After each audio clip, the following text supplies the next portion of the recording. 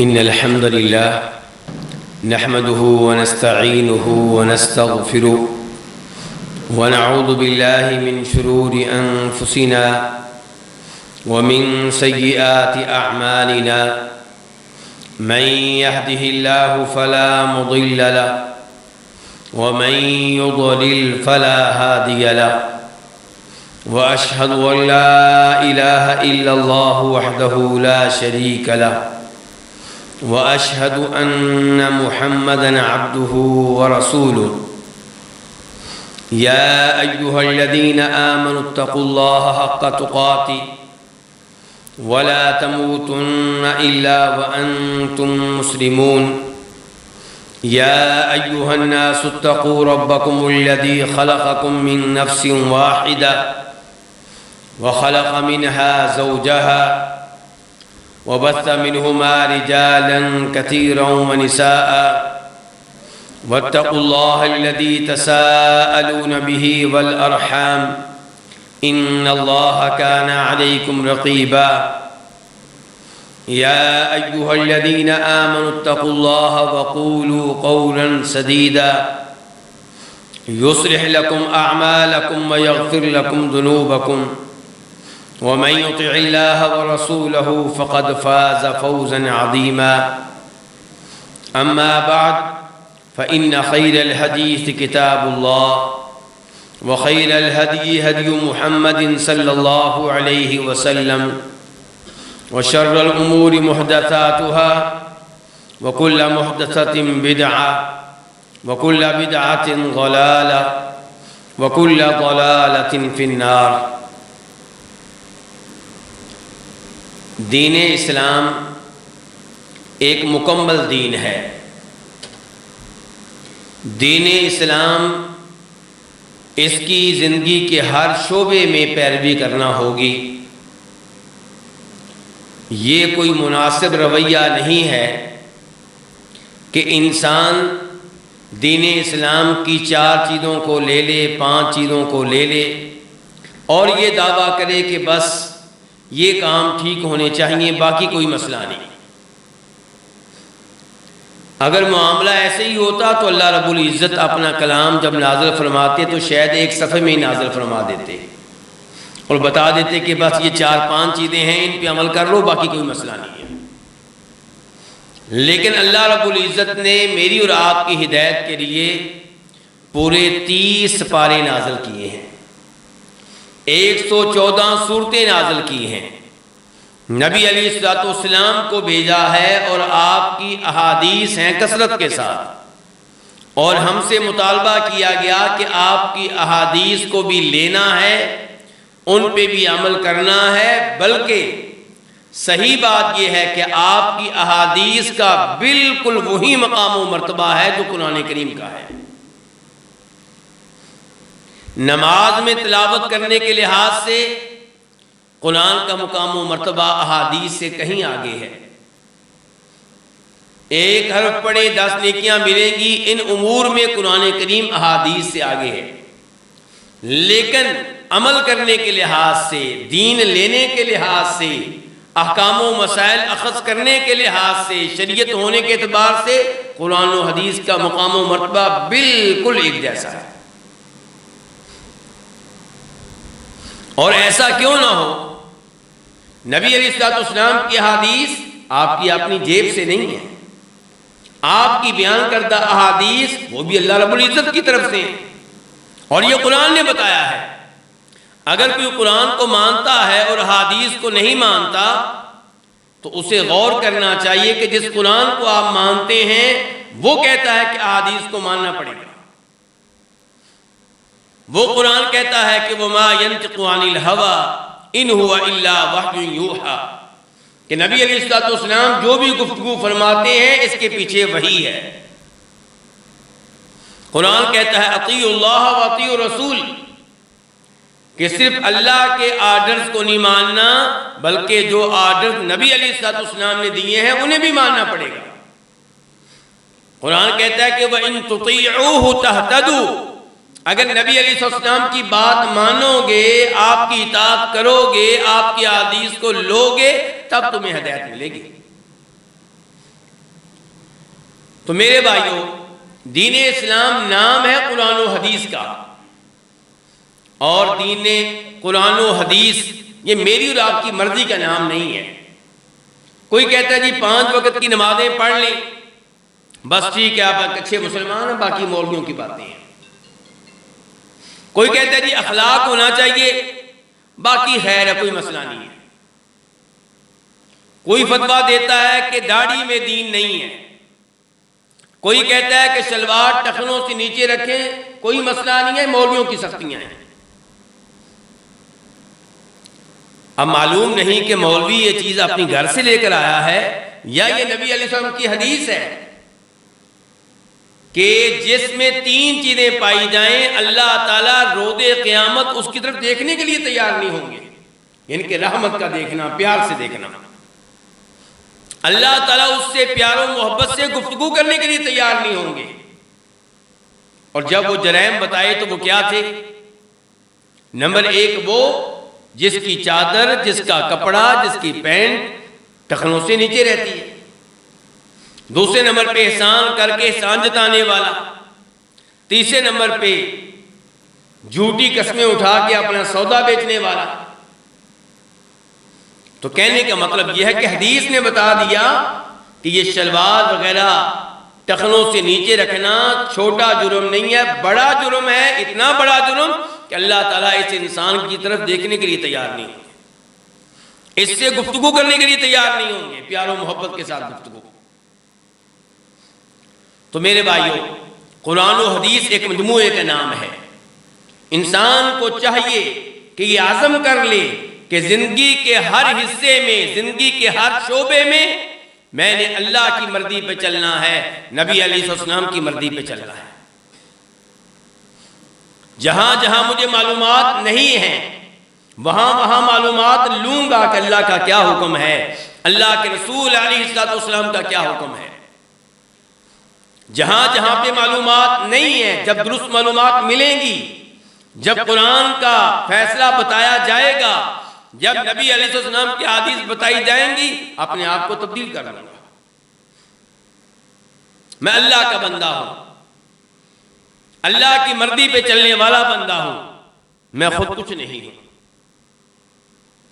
میرے بھائیوں، کچھ ایسے امور ہیں جن کے بارے میں قرآن کہتا ہے، جن کے بارے میں نبی علیہ السلام بتاتے ہیں کہ یہ زمانہ جاہلیت کے لوگوں کے کام ہیں۔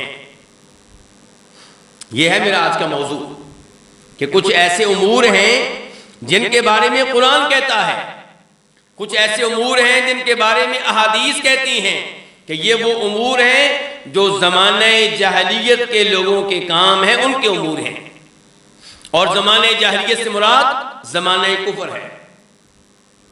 قرآن میں، احادیث میں زمانہ جاہلیت کس کو کہا جاتا ہے؟ زمانہ کفر کو۔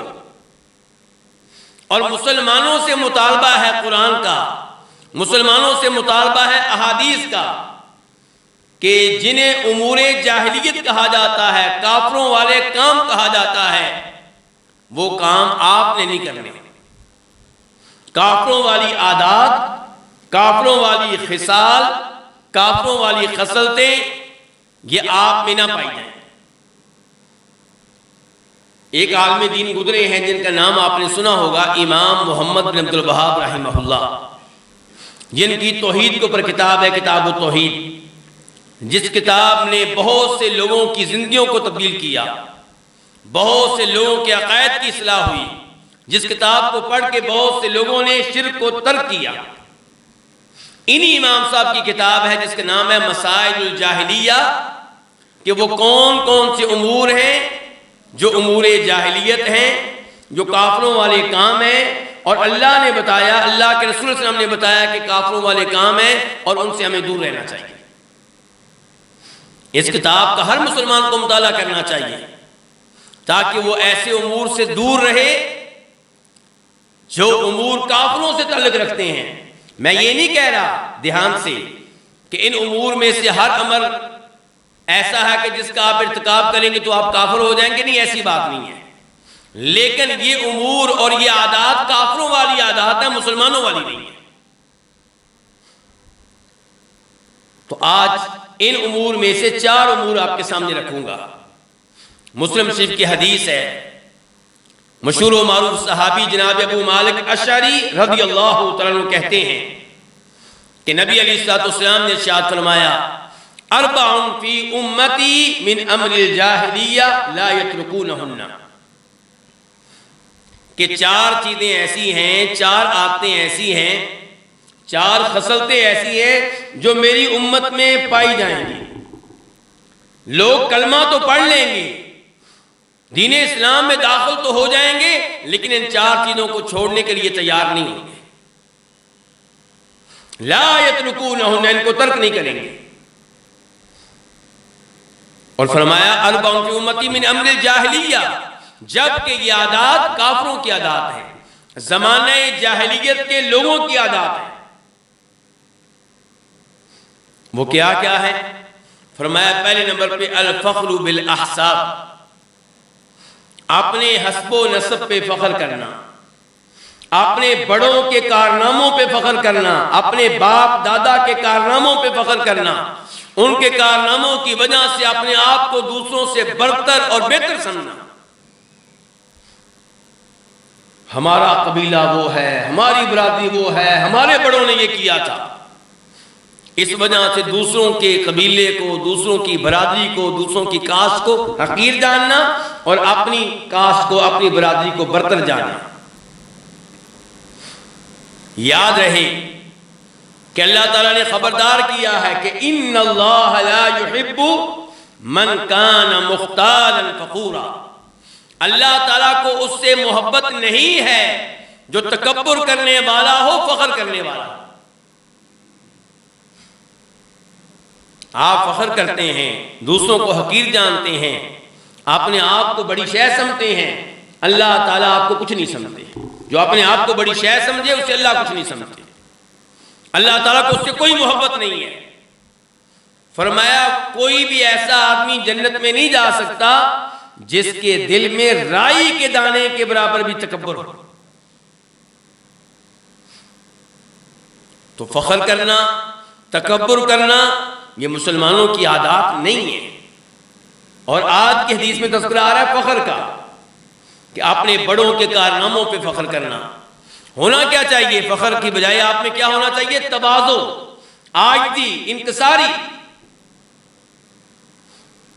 نبی علیہ الصلوۃ والسلام ارشاد فرماتے ہیں، مسلم شریف کی حدیث ہے، ان اللہ اوحی الی ان تواضعوا، اللہ نے میری طرف وحی کی ہے۔ کیا وحی کی ہے؟ کہ ان تواضعوا، کہ تواضع اختیار کرو، عاجزی اختیار کرو، انکساری اختیار کرو، حتی لا یفخر احد علی احد، حتیٰ کہ کوئی کسی پہ فخر نہ کرے، کوئی کسی پہ ظلم و زیادتی نہ کرے۔ اگر آپ نے یہ دیکھنا ہو کہ آپ میں فخر پایا جاتا ہے کہ نہیں پایا جاتا، تو اپنے آپ کو چیک کر لیں۔ آپ دوسروں کو کیا سمجھتے ہیں؟ آپ کے گھر میں جو ڈرائیور کام کرتا ہے، جو آپ کے گھر میں نوکر ہے، جب وہ اچھا مسلمان ہے، اس کے باوجود آپ اس کو اس کی غربت کی وجہ سے، اس کی برادری کی وجہ سے کیا حقیر نہیں جانتے؟ کیا آپ کے دل میں یہ بات نہیں ہے کہ میں اس آدمی کو رشتہ دوں، اس کے بیٹے کو رشتہ دوں، چاہے وہ قرآن کا حافظ ہو، چاہے دین کا عالم ہو، یہ ممکن ہی نہیں ہے۔ ہم بہت اونچے لوگ ہیں، یہ بہت نیچے ہے۔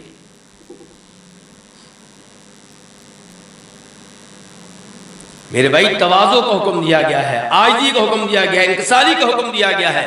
ایک اور حکم حدیث سنیں نبی علیہ الصلوۃ والسلام کی اس موضوع پہ، وہ بھی مسلم شریف میں آئی ہے۔ فرمایا ما نقصت صدقۃ من مال، کہ اللہ کی راہ میں صدقہ خیرات کریں تو اس سے مال کم نہیں ہوتا۔ مسجد میں چندہ دیں، مسجد پہ پیسہ لگائیں، یتیموں پہ پیسہ لگائیں، بیواؤں پہ لگائیں، اس سے مال کم نہیں ہوتا، اس سے مال بڑھتا ہے۔ یہ ایسے الفاظ ہیں جیسے الفاظ ایک اور آیت میں آئے ہیں کہ یمحق اللہ الربا ویربی الصدقات، سود لینے والے تو کیا سمجھتا ہے کہ سود لینے سے تیرا مال بڑھ رہا ہے؟ اللہ تعالیٰ کہتے ہیں نہیں بڑھ رہا، کم ہو رہا ہے۔ اللہ تعالیٰ کہتے ہیں میں سود کو مٹاتا ہوں۔ مال بڑھتا کیسے ہے؟ فرمایا وَيُرْبِي الصَّدَقَاتِ، اللہ کی راہ میں مال خرچ کیا جائے تو تب مال بڑھتا ہے، صدقہ بھی بڑھتا ہے۔ آپ لوگوں نے وہ حدیث سنی ہوگی، صحیح حدیث ہے، ایک آدمی اللہ کی راہ میں ایک کھجور دیتا ہے، اللہ تعالیٰ رزق حلال سے دی ہوئی اس کھجور کو اپنے دائیں ہاتھ میں لے لیتے ہیں، اور اللہ تعالیٰ اس میں برکتیں ڈالتے رہتے ہیں، اس میں اضافہ کرتے رہتے ہیں، حتیٰ کہ وہ ایک کھجور احد پہاڑ کی شکل اختیار کر لیتی ہے۔ روز قیامت احد پہاڑ کے برابر اجر و ثواب ملے گا۔ احد پہاڑ میرے بھائی 7 کلومیٹر طویل،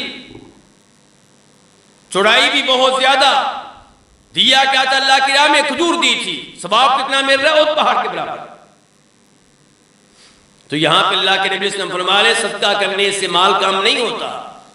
وَمَا زَادَ اللَّهُ عَبْدًا بِعَفْوٍ إِلَّا عِزًّا، اگر آپ دوسرے لوگوں کو معاف کر دیں، ان کی غلطیوں سے درگزر کریں، تو آپ کی شان میں کمی نہیں ہوگی، اللہ آپ کی عزت میں اضافہ کر دے گا۔ وَمَا تَوَاضَعَ أَحَدٌ لِلَّهِ إِلَّا رَفَعَهُ اللَّهُ، جس کسی نے بھی تواضع اختیار کی، عاجزی اختیار کی، اللہ تعالیٰ نے اس کی شان میں اضافہ کر دیا، اللہ نے اس کو بلندی دی، اللہ نے اس کو مقام و مرتبہ دیا۔ تو میرے بھائیو، فخر نہیں تواضع، فخر نہیں عاجزی، فخر نہیں انکساری، یہ اس حدیث کا پہلا مسئلہ ہے۔ اور یہ کہ فخر کرنا یہ مسلمانوں کا کام نہیں، یہ کافروں کا کام ہے۔ اگر کوئی مسلمان فخر کرتا ہے تو اس میں کافروں والی عادات میں سے ایک عادت پائی جا رہی ہے۔ دوسرے نمبر پہ فرمایا وَالطَّعْنُ فِي الْأَنْسَابِ، دوسروں کے نسب میں کیڑے نکالنا، دوسروں کی برادری میں، دوسروں کی کاسٹ میں، دوسروں کے بڑوں میں کیڑے نکالنا، تنقید کرنا، نقص نکالنا، ان کا مذاق اڑانا، یہ بھی مسلمان کا کام نہیں ہے۔ اللہ تعالیٰ فرماتے ہیں یا ایھا الذین آمنوا لا یسخر قوم من قوم عسى ان يكونوا خيرا منهم ولا نساء من نساء عسى ان يكن خيرا منهن، دوسرے مردوں کا مذاق اڑانے والے مردوں، ہو سکتا ہے جن کا مذاق تم اڑا رہے ہو اللہ کے ہاں تم سے بہتر ہو۔ دوسری عورتوں کا مذاق اڑانے والی عورتوں، ممکن ہے جس عورت کا مذاق اڑا رہی ہیں وہ آپ سے بہتر ہو۔ اللہ تعالیٰ نے قبیلے، برادریاں، کاسٹ اس لیے نہیں بنائی تھی کہ کوئی اپنے آپ کو دوسروں سے برتر جانے، ان کے اوپر فخر کرے، بلکہ تعارف کے لیے، پہچان کے لیے، تاکہ آپ کو پتا چلے آپ کا چچا کون ہے، آپ کے ماموں کون ہیں، آپ کے دادا کی اولاد کون سی ہے، آپ کے پردادا کی اولاد کون سی ہے، تاکہ آپ ان کے ساتھ صلہ رحمی کر سکیں، رشتہ داروں والے حقوق ادا کر سکیں۔ اللہ تعالیٰ فرماتے ہیں یا ایھا الناس انا خلقناکم من ذکر و انثی وجعلناکم شعوبا وقبائل لتعارفوا، اے لوگو ہم نے تمہیں ایک مرد سے اور ایک عورت سے پیدا کیا ہے۔ اپنی برادری کو، اپنے قبیلے کو، اپنی کاسٹ کو دوسروں سے بہتر سمجھنے والے اللہ تعالیٰ کہہ رہے ہیں تم سب آدم علیہ السلام کی اولاد ہو، تم سب اماں حوا کی اولاد ہو، تو ایک ہی ہو۔ وَجَعَلْنَاكُمْ شُعُوبًا وَقَبَائِلَ، ہم نے تمہیں کیوں تقسیم کیا برادریوں میں، قبائل میں، تاکہ ایک دوسرے کو پہچان سکو۔ ورنہ عزت ان اکرمکم عند اللہ اتقاکم، عزت والا وہ ہے جو تم میں سے سب سے زیادہ متقی، پرہیزگار، اللہ سے ڈرنے والا ہے۔ عزت کا معیار اللہ کے ساتھ تعلق ہے، عزت کا معیار مال نہیں ہے، عزت کا معیار قبیلہ اور برادری نہیں ہے، عزت کا معیار اللہ کے ساتھ تعلق ہے، اللہ کا خوف ہے۔ تیسرے نمبر پہ فرمایا کافروں والی وہ عادت جو کلمہ پڑھنے والے کئی مسلمانوں میں رہے گی، چھوڑنے کے لیے تیار نہیں ہوں گے۔ فرمایا والاستسقاء بالنجوم، بارش نازل ہونے کے بعد بارش کی نسبت اللہ کی بجائے کس کی طرف کر دینا؟ ستاروں کی طرف۔ میرے بھائی یہ بھی بہت اہم مسئلہ ہے۔ اگر کوئی یہ سمجھتا ہے کہ ستارے بارش نازل کرنے والے ہیں تو یہ صاف صاف کفر ہے، شرک ہے۔ اور اگر کوئی سمجھتا ہے کہ ستارے بارش نہیں نازل کرتے، بارش اللہ نازل کرتا ہے، بارش اللہ برساتا ہے، لیکن یہ ستارے سبب ہیں، تو اس کا یہ عقیدہ غلط عقیدہ ہے۔ کفر و شرک اب میں نہیں کہہ رہا، لیکن غلط عقیدہ ہے، یہ سبب نہیں ہے۔ اللہ نے ان کو سبب بھی نہیں بنایا۔ بلکہ یہیں سے ایک مسئلہ اور سمجھ لیں، عقیدے کے بڑے اچھے مسائل ہیں، چاہے آپ گرمی میں بیٹھے ہیں، پسینے میں بیٹھے ہیں، لیکن دین سیکھیں۔ ہو سکتا ہے اسی ایک خطبہ جمعہ کی وجہ سے اللہ تعالیٰ روز قیامت کی گرمی سے بچا لے۔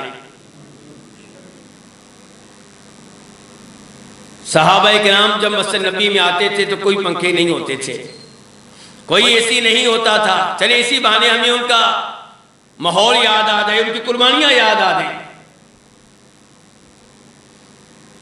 تو میرے بھائی، الاستسقاء بالنجوم سے میں ایک اور مسئلہ بتانے لگا ہوں۔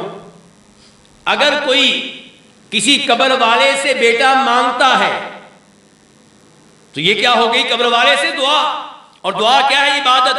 تو یہ صاف صاف کفر و شرک ہے۔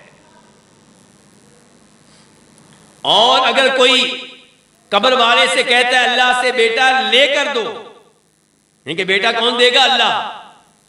لیکن اللہ سے بیٹا لینے کے لیے پکار کس کو رہا ہے؟ قبر والے کو، تو یہ بھی دعا ہے۔ ذرا باریکی سمجھے گا مسئلے کی، تو یہ بھی کفر و شرک ہے۔ اور اگر کسی قبر کے پاس کھڑے ہو کر آپ اللہ سے دعا کرتے ہیں یہ سوچ کر کہ قبر والا سبب ہے، قبر کے پاس کھڑے ہو کے دعا کی جائے تو دعا قبول ہوتی ہے، تو یہ کفر و شرک نہیں ہے، لیکن غلط عقیدہ ہے، کیونکہ اللہ نے دعا کی قبولیت میں قبروں کو سبب بھی نہیں بنایا۔ آپ اس چیز کو سبب کیوں قرار دیتے ہیں جس کو اللہ نے سبب ہی نہیں بنایا؟ اگر آپ یہ کہیں کہ مجھے شفا ملی ہے، شفا اللہ نے دی ہے، سبب اس میں ڈاکٹر صاحب ہیں، سبب اس میں فلاں میڈیسن ہے، تو یہ بات سمجھ میں آتی ہے، اس میں کوئی حرج نہیں ہے، کیونکہ میڈیسن باقی سبب ہے، ڈاکٹر کو اللہ نے سبب بنایا ہے۔ لیکن اللہ تعالی نے دعاؤں کی قبولیت میں قبروں کو سبب نہیں بنایا۔ اور آپ کہتے ہیں کہ یہ قبریں سبب ہیں، فلاں مزار پہ جا کے دعا کریں تو دعا قبول ہوتی ہے، آپ کا یہ عقیدہ غلط ہے۔ تو میرے بھائی یہاں پہ بھی مسئلہ سمجھنے والا ستاروں کے تعلق سے، اگر کسی کا عقیدہ یہ ہے کہ ستارے بارش برساتے ہیں، سیدھا سیدھا کفر و شرک ہے۔ اگر کہتا ہے کہ ستارے سبب ہیں جبکہ اللہ نے ستاروں کو سبب نہیں بنایا، یہ بھی اس کے عقیدے کی خرابی اور غلطی ہے۔ اسی کام کو کہا جا رہا ہے کہ یہ زمانے کفر کے لوگوں کا کام ہے، ان کی عادت ہے۔ اور میرے بھائی، اللہ تعالیٰ نے ستارے کیوں بنائے؟ امام بخاری کہتے ہیں کہ امام قتادہ بن دعامہ سدوسی کہتے ہیں، اور یہ کون ہے؟ تابعی ہیں، بہت بڑے مفسر ہیں، بہت بڑے فقیہ ہیں۔ کہتے ہیں خلق اللہ النجوم لثلاث، اللہ تعالیٰ نے ستارے پیدا کیے ہیں، اس کے پیچھے 3 حکمتیں ہیں۔ میرے بھائی آپ کی توجہ چاہوں گا، اللہ تعالیٰ نے ستارے پیدا کیے ہیں، ان کے پیچھے 3 حکمتیں ہیں، ان کے پیچھے 3 چیزیں ہیں۔ نمبر 1 کہ یہ ستارے آسمانوں کے لیے خوبصورتی کا سبب ہیں، زینت کا سبب ہیں۔ وَلَقَدْ زَيَّنَّا السَّمَاءَ الدُّنْيَا بِمَصَابِيحَ، اللہ تعالیٰ کہتے ہیں ہم نے اس قریبی آسمان کو ستاروں کے ساتھ خوبصورت بنا دیا ہے۔ تو ستارے نمبر 1 آسمان کی خوبصورتی کے لیے ہیں۔ نمبر 2 ستارے اس لیے ہیں کہ وہ شیطان جو آسمان کے قریب پہنچ کر آسمانی فرشتوں کی گفتگو سننے کی کوشش کرتے ہیں، ان کی پٹائی کی جا سکے، یہ ستاروں کا دوسرا کام ہے۔ اور آپ جانتے ہیں کہ لوگ جن عاملوں سے، نجومیوں سے، پیروں سے متاثر ہیں اور کہتے ہیں کہ یہ اس بابا جی نے فلاں موقع پہ ہمیں یہ غیبی بات بتا دی تھی اور درست نکلی، اس کے پیچھے یہی شیطان ہوتی ہیں۔ آپ جانتے ہوں گے، یہ حدیث آپ نے سنی ہوگی کہ شیطان ایک دوسرے کے اوپر سوار ہیں، آسمان تک جا رہے ہیں اور آسمانی فرشتوں کی گفتگو سننے کی کوشش کرتے ہیں، اور اس کے پیچھے بھی اللہ کی حکمت ہے، اللہ کی طرف سے آزمائش ہے، میرے ایمان کی، آپ کے ایمان کی۔ جیسے دجال آئے گا، اس کے پاس جنت بھی ہوگی، جہنم بھی ہوگی، آسمان سے کہے گا بارش برساؤ، آسمان بارش برسائے گا، زمین سے کہے گا فصل اگاؤ، بنجر زمین فصل اگائے گی۔ کیوں؟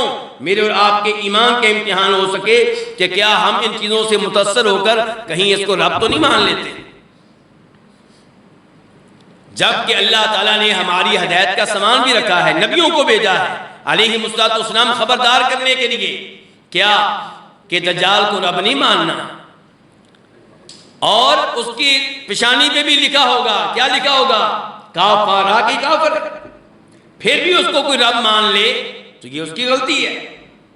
تو ایسے ہی میرے بھائیوں، یہ شیطان، اللہ تعالیٰ کی حکمت ہے کہ ان کے کانوں میں کوئی نہ کوئی بات پڑ جاتی ہے فرشتوں کی۔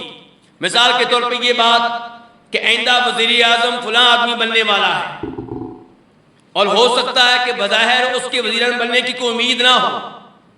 اب فرشتوں سے یہ بات شیطانوں کے کانوں میں پڑی، انہوں نے اپنے دوست کے پاس یہ بات پہنچا دی، اور شیطانوں کے دوست کون ہوتے ہیں؟ عامل، نجومی، اور وہ پیر جو شرک کرنے والے ہیں۔ اب یہ پیر صاحب، یہ عامل صاحب، یہ نجومی صاحب سال کے آخر میں 100 پیشین گوئیاں جاری کرتے ہیں، ایک ٹھیک نکلتی ہے، 2 ٹھیک نکلتی ہیں، 95 غلط نکلتی ہیں، 97 غلط نکلتی ہیں۔ افسوس کہ لوگ ان 2-3 کی وجہ سے انہیں اللہ کا ولی سمجھتے ہیں، جبکہ وہ شیطان کے دوست ہیں، اور جو 95 غلط نکلی ہیں ان کی وجہ سے کوئی غور نہیں کرتا کہ یہ تو جھوٹا ہے۔ تو اللہ نے ستارے کیوں پیدا کیے ہیں؟ نمبر 1 آسمانوں کے لیے زیب و زینت کا سامان ہے، نمبر 2 ان کے ذریعے ان شیطانوں کی پٹائی ہوتی ہے جو آسمانی باتیں سننے کی کوشش کرتے ہیں، نمبر 3 ان کے ذریعے راستہ معلوم ہوتا ہے ان لوگوں کو جو سمندر کے درمیان میں ہوتے ہیں۔ جدید وسائل سے پہلے لوگ محروم تھے، تب ان کو راستہ کیسے معلوم ہوتا تھا کہ مشرق کدھر ہے، مغرب کدھر ہے، شمال کدھر ہے، جنوب کدھر ہے، ہم کہاں سے آ رہے ہیں، جانا کدھر ہے؟ ستاروں کے ذریعے۔ اس زمانے میں جو لوگ وسیع و عریض صحرا میں ہوتے، جنگل میں ہوتے، انہیں کیسے معلوم ہوتا تھا راستے کا علم؟ کیسے ہوتا تھا؟ ستاروں کے ذریعے۔ تو یہ ستاروں کا تیسرا مقصد ہے، وَهُوَ الَّذِي جَعَلَ لَكُمُ النُّجُومَ لِتَهْتَدُوا بِهَا فِي ظُلُمَاتِ الْبَرِّ وَالْبَحْرِ۔ لیکن ستاروں کے ذریعے دیگر باتوں کا تذکرہ کرنا غلط ہے۔ مثال کے طور پہ کہ آپ کا ستارہ یہ ہے، آپ اگر اس لڑکی سے شادی کریں گے جس کا ستارہ یہ ہوگا تو شادی کامیاب رہے گی، ورنہ ناکام ہو جائے گی، اولاد نہیں ملے گی، یہ غلط عقائد ہے۔ آپ کا ستارہ یہ ہے، مارچ کے فلاں ہفتے میں اگر آپ کاروباری ڈیلنگ کریں گے تو کامیاب رہیں گے ورنہ نقصان ہوگا، یہ مسلمانوں کا عقیدہ نہیں ہے۔ تو ایسے ہی بارش کی نسبت ستاروں کی طرف کر دینا میرے بھائیوں، یہ زمانہ جاہلیت کے لوگوں کا کام ہے، مسلمانوں کا کام نہیں ہے۔ اور تیسرے نمبر پہ اور آخری نمبر پہ وَالنِّيَاحَ، نوحہ کرنا۔ مسلمان کا کام کیا ہے؟ مصیبت آئے، فوتی ہو جائے، صبر کرے۔ اللہ تعالیٰ کہتے ہیں وَبَشِّرِ الصَّابِرِينَ کہ مصیبتیں آتی رہیں گی، آزمائشیں آتی رہیں گی، میں تمہارا امتحان لیتا رہوں گا تم پہ مصائب بھیج کر۔ اور یہ بھی بتا دیا کہ عام طور پہ جو مصائب آئیں گے تمہارے گناہوں کی وجہ سے آئیں گے۔ اب مصیبت آئے تو کیا کرنا ہے؟ صبر کرنا ہے، اللہ سے دعائیں کرنی ہیں، نمازیں پڑھنی ہیں، وَاسْتَعِينُوا بِالصَّبْرِ وَالصَّلَاةِ، نماز میں اللہ سے رابطہ قائم کرنا ہے، اللہ سے استغفار کرنی ہے، اللہ سے توبہ کرنی ہے گناہوں کی، تاکہ اللہ راضی ہو جائے، مصیبت کو اٹھا لے۔ صبر کریں گے، یہ مصیبت آپ کے لیے نعمت بن جائے گی، گناہ جھڑ جائیں گے، آپ اللہ کے قریب ہو جائیں گے، اللہ کے محبوب مقرب بندوں میں شامل ہو جائیں گے۔ مصیبت آئے تو کیا کہنا ہے؟ الذین اذا اصابتهم مصیبہ قالوا انا للہ وانا الیہ راجعون، جو مصیبت آنے پہ انا للہ وانا الیہ راجعون پڑے گا بے صبری کا مظاہرہ نہیں کرے گا۔ اولئک علیہم صلوات من ربہم، یہی وہ لوگ ہیں جن پہ رب کی طرف سے رحمتیں نازل ہوتی ہیں، رب ان کی شان کو بلند کرتا ہے، یہی لوگ ہیں فرمایا جو ہدایت کے اوپر ہیں۔ نبی علیہ الصلوۃ والسلام صحابہ کرام پہ مصائب نہیں آئے ہیں، بلکہ صحیح حدیث ہے، آپ علیہ السلام فرماتے ہیں سب سے زیادہ مصیبتیں، پریشانیاں، ٹینشنیں، آزمائشیں نبیوں پہ آتی ہیں۔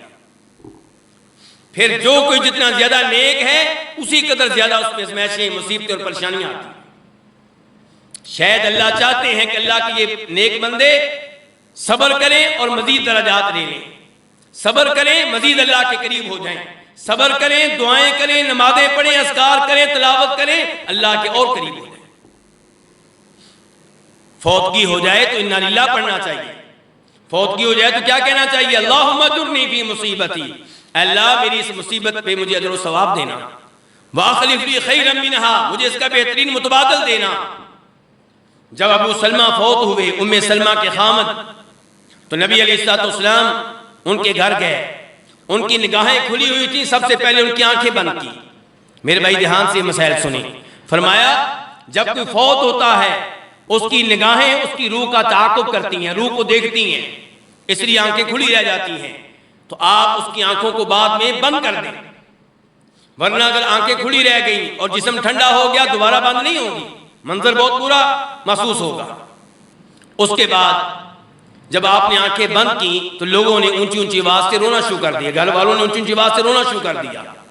آپ نے کہا دھیان سے، اس موقع پہ کوئی بددعا نہ کرنا، تم جو دعا کرو گے، جو بددعا کرو گے فرشتے آمین کہیں گے، کیونکہ لوگ اس موقع پہ کیا کہہ اٹھتے ہیں؟ یا اللہ مینوں بھی فوت کر لے، یہ کر دے، وہ کر دے، وہ دعائیں دینی شروع کر دیتے ہیں، یہ بے صبری ہے، اور فرشتے آمین کہہ رہے ہوتے ہیں۔ اس موقع پہ آپ نے یہ دعا دی، فوت ہو جائے تو کیا کرنا ہے؟ اللہم اغفر لی ابی سلمہ، اے اللہ ابو سلمہ کو معاف کر دے، ورفع درجتہ فی المہدیین، اس کا درجہ، اس کی شان، اس کا مقام بلند کر کے اس کو ہدایت یافتہ لوگوں کے ساتھ پہنچا دے، نبیوں کے ساتھ، شہداء کے ساتھ، صالحین کے ساتھ۔ اور ساتھ یہ کہا کہ اے اللہ ہمیں بھی بخش دے، اس کو بھی بخش دے، یا اللہ اس کی قبر کو کشادہ کر دے، اس کی قبر کو منور کر دے، روشنی والا کر دے۔ قبر ابھی بنی نہیں ہے لیکن آپ کو میت کی قبر کی فکر ہے، ابھی سے دعا کر رہے ہیں یا اللہ اس کی قبر کو کشادہ کر دینا، یا اللہ اس کی قبر کو منور کر دینا۔ ام سلمہ کہتی ہیں کہ میں نے اس موقع پہ یہ دعا پڑھ دی جو اللہ کے رسول نے سکھائی تھی کہ اے اللہ میری مصیبت پہ صبر دینا اور مصیبت کا بہترین متبادل دینا، لیکن میں نے اس سے پہلے سوچا کہ ابو سلمہ سے بہتر شوہر مجھے کہاں سے ملے گا، لیکن پھر میں نے اللہ کے نبی پہ یقین کرتے ہوئے دعا پڑھ دی صلی اللہ علیہ وسلم، اللہ نے مجھے ابو سلمہ سے بہتر شوہر دیا، کون ملے؟ جناب محمد رسول اللہ صلی اللہ علیہ وسلم۔ تو میرے بھائیوں مسلمان کا کام ہے مصائب آنے پہ صبر کرنا، نوحہ کرنا، اونچی اونچی بات سے چیخنا چلانا، اللہ تعالیٰ کے فیصلے پہ اعتراض کرنا، یہ نوحہ ہے اور یہ جرم ہے، گناہ ہے، کافروں والی عادت ہے، مسلمانوں والی عادت نہیں ہے۔ آپ بڑے ہیں، گھر کے سربراہ ہیں، میری آپ کی ذمہ داری ہے اپنی بیگم کو چپ کروانا، بچیوں کو چپ کرانا، گھر والوں کو چپ کرانا، نہ یہ کہ عورت بن کے ان کے ساتھ نوحے میں شریک ہو جانا۔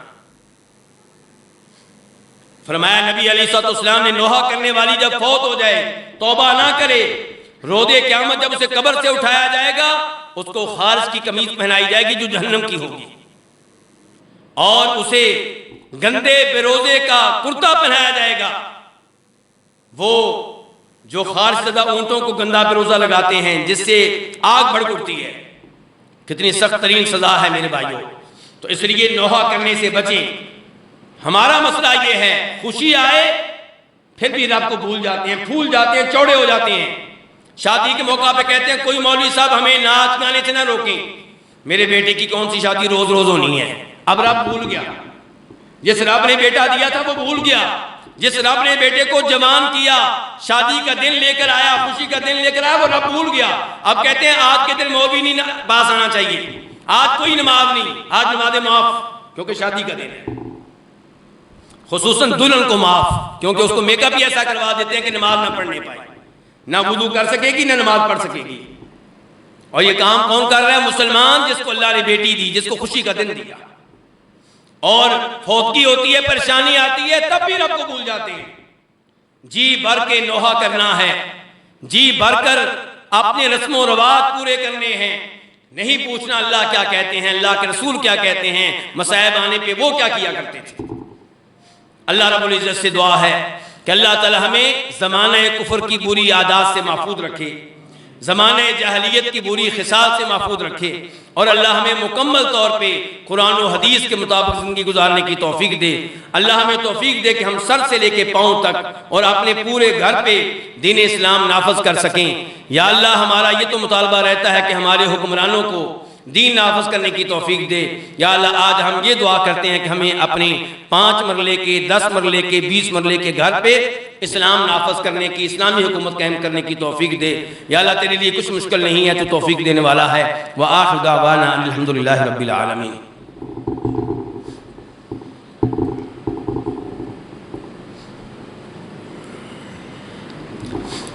ان الحمد للہ نحمده ونستعینه ونستغفره ونعوذ باللہ من شرور انفسنا ومن سیئات اعمالنا من يهده الله فلا مضل له ومن يضلل فلا هادي له واشهد ان لا اله الا الله وحده لا شريك له واشهد ان محمدا عبده ورسوله۔